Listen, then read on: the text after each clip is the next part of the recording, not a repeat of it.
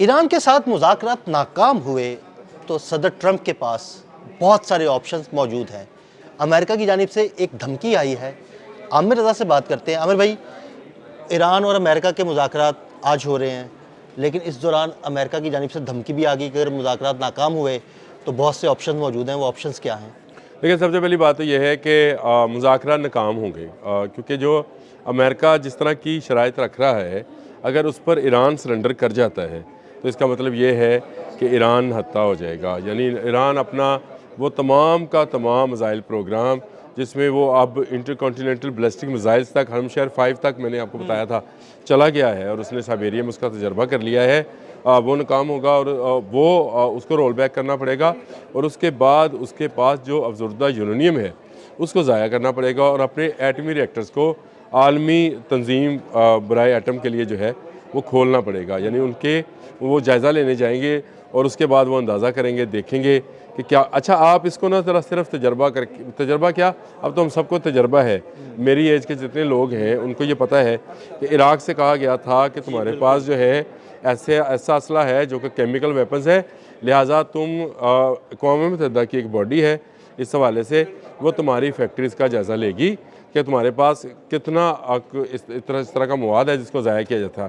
صدر Saddam Hussein نے وہ تمام فیکٹریز جو تھیں اور جو تمام گوداؤنز تھے جو فوجی نوید کے تھے ان کو کھول دیا، اور وہ آئے، انہوں نے معائنہ کیا، انہوں نے دیکھا کہ اس کے پاس تو وہ B-52 ٹائپ کے وہ تھے ٹینک تھے، T-52 ٹائپ کے ٹینک تھے جو کہ دوسری جنگ عظیم کے بعد کی پیداوار تھے، یعنی وہ کوئی 20-25 سال پرانے تھے، اور ایران کے ساتھ 8 سالہ جنگ میں عراق ویپنری طور پر خالی ہو چکا تھا۔ انہوں نے جب جائزہ لے لیا کہ اس کے پاس کچھ نہیں ہے، تو پھر وہ، اب میں لفظ گندا ہے لیکن استعمال کروں گا، کتوں کی اور بھیڑیوں کی طرح جو تھے اس کا گوشت نوچنے کے لیے پہنچ گئے۔ اچھا بین ویسا ہی ڈرامہ اتنے سال کے یعنی 30-35 سال کے بعد وہی ڈرامہ دوبارہ دہرایا جانے لگا ہے، اور وہی شرائط ہے کہ بھائی تمہارے پاس انریچڈ یورینیم ہے، تمہارے پاس جو ہے تمہارا میزائل پروگرام دنیا کے امن کے لیے خطرہ ہے،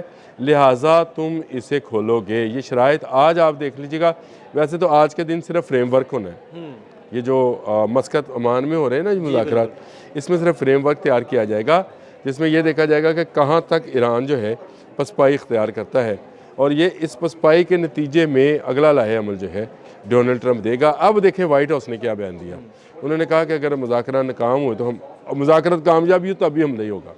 میں اس لیے کہتا ہوں یہ ناکام اس لیے ہے کہ اگر ایران اپنا ویپن سرنڈر کرتا ہے تب بھی وہ پکڑا جائے گا امریکہ کے ہاتھوں میں، اور اگر نہیں کرتا ہے تو امریکہ اس کے ساتھ جنگ کرنے کو تیار۔ اچھا نہیں کرتا ہے تو امکان ہے کہ ایران بچ جائے، لیکن نہیں، اگر وہ ہاں کر کے اپنا اسلحہ جو ہے، اپنا ویپنز جو ہے وہ واپس لیتا ہے، تو اس کا مطلب یہ ہے کہ نکولس مڈورو کے طرز کا آپریشن جو ہے وہ تیار ہے۔ دیکھیں ایران بار بار ڈونلڈ ٹرمپ نے رات بھی، میں ان کی میڈیا کانفرنس دیکھ رہا تھا، رات بھی انہوں نے وہی بات کہی جو وہ کہتے رہے ہیں کہ ہم جو ہے مذاکرات کرنا چاہتے ہیں، لیکن میرے بیوٹیفل آمیڈا جو ہے وہ ایران کی طرف گامزن ہے۔ بھائی لیکن وہ کیا لینے جا رہا ہے بھائی؟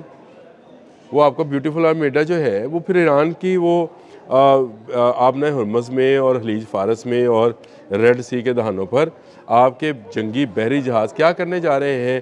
آپ کیوں اپنے جہاز جو ہے پہنچا رہے ہیں؟ اس کا مطلب یہ ہے کہ مذاکرات کی کامیابی یا ناکامی دل سا مسئلہ نہیں ہے، مسئلہ یہ ہے کہ ایران کو نہتھا کرنا ہے۔ وہ اس طرح سے کر لیا جائے یا اس طرح سے کر لیا جائے، یہ بڑا ایک میں سمجھتا ہوں کہ مسلم دنیا کے لیے جو ہے سیٹ بیک ہوگا اگر ایران سرنڈر کرتا ہے۔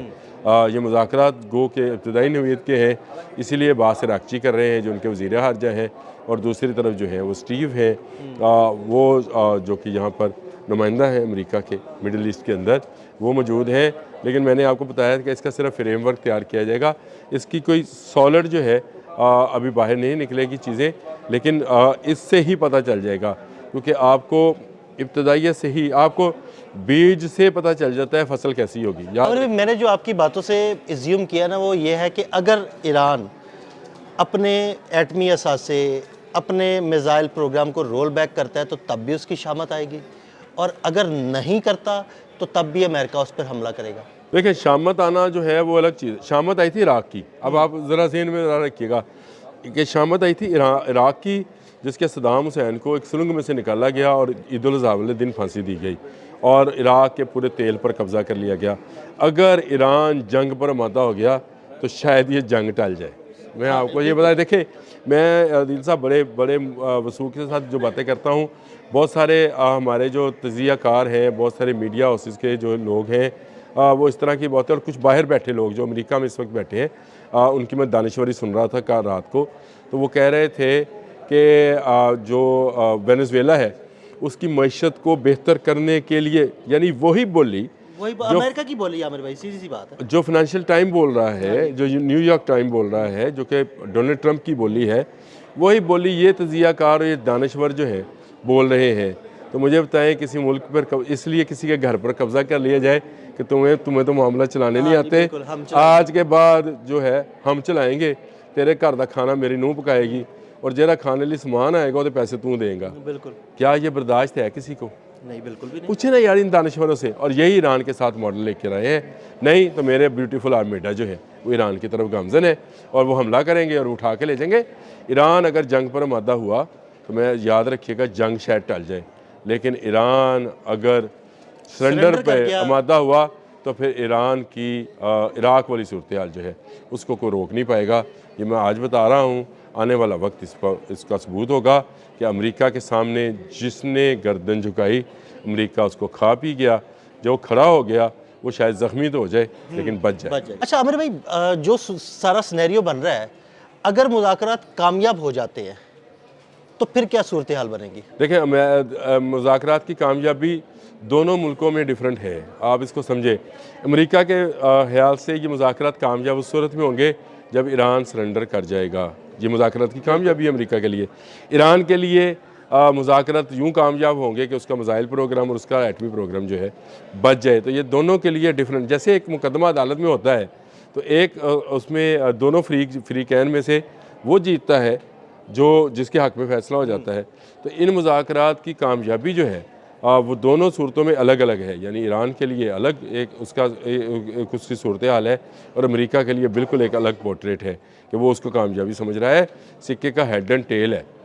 جس طرح ہیڈ آئے گا وہ کہے گا جی میں جیت گیا، جس کا ٹیل آئے گا وہ کہے گا میں جیت گیا. دیکھیں مذاکرات کی یہ ابتدائی نوعیت ہے. ابھی ہم کچھ نہیں کہہ سکتے. میں نے ابھی آپ سے کچھ دیر پہلے ایک جملہ بولا بھی تھا کہ بیج دیکھ کر پتہ چلتا ہے کہ یہ فصل کیسی ہوگی. آج یہ بیج ہے، یہ ہائیبریڈ بیج جو ہے جب ہمارے ہاتھ میں آئے گا، اور ہم کیونکہ دیہاتی کلچر کے لوگ ہیں، ہم بیج دیکھ کے بتا دیتے ہیں کہ یہ کس طرح کی بڑھوتری کرے گا اور کس طرح یہ کتنی فصل دے گا. آج کے مذاکرات سے یہ پتہ چلے گا، یعنی مسقط ایمان کے مذاکرات سے یہ پتہ چلے گا کہ یہ بیج جو ہے یہ باور ہوگا، اس میں سے فصل اچھی آئے گی، یہ کسان کی بھوک مٹائے گی، یا یہ تباہی لے کر آئے گا اور لگایا پیسہ بھی ضائع جائے گا. دیکھیں امریکہ دوسری طرف جنگ کی پوری تیاری کر رہا ہے، اس میں مجھے کوئی اعتراض نہیں. بہت شکریہ عامر رضا جی. بالکل عامر رضا نے بڑی تفصیل کے ساتھ اس سارے معاملے پر روشنی ڈالی اور یہ بھی بتایا کہ مذاکرات کی کامیابی یا ناکامی کا انحصار کن عوامل پر ہے. عدیل احمد اور عامر رضا کو اجازت دیجیے گا. اللہ حافظ.